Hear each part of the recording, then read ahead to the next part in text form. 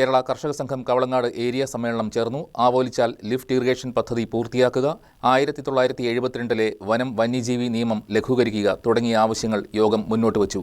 Paingottoor Kuriakose memorial ഹാളിൽ ചേർന്ന യോഗം കർഷക സംഘം സംസ്ഥാന കമ്മിറ്റി അംഗം കെ അജേഷ് ഉദ്ഘാടനം ചെയ്തു.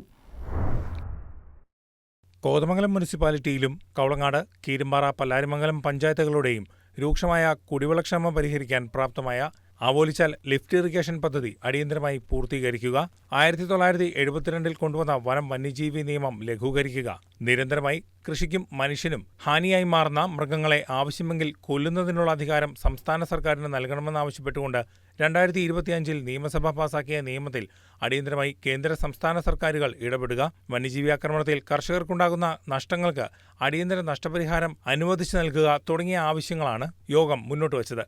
തുടർന്ന് 23-അംഗ ഏരിയ കമ്മിറ്റിയെ തിരഞ്ഞെടുത്തു. VK റെജിയാണ് പ്രസിഡന്റ്, MD ബാബു, ഉമൈബ നാസർ തുടങ്ങിയവരാണ് വൈസ് പ്രസിഡന്റുമാർ. സെക്രട്ടറിയായി ഷിജോ അബ്രഹാമിനെ തിരഞ്ഞെടുത്തു.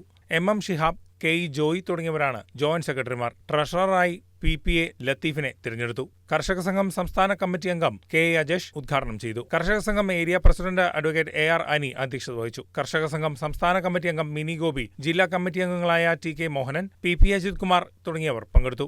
സംഘാടക സമിതി ചെയർമാൻ AV സുരേഷ് സ്വാഗതം ആശംസിച്ചു. ഏരിയ സെക്രട്ടറി KB മുഹമ്മദ് പ്രവർത്തന റിപ്പോർട്ട് അവതരിപ്പിച്ചു. CPIM ജില്ലാ സെക്രട്ടേറിയറ്റ് അംഗം Shaji Muhammad, CPIM Kavalangad area secretary AA Anshad, Pothanikkad panchayat president KP James, Sabu T Mathew തുടങ്ങിയവർ അഭിവാദ്യം ചെയ്ത് സംസാരിച്ചു.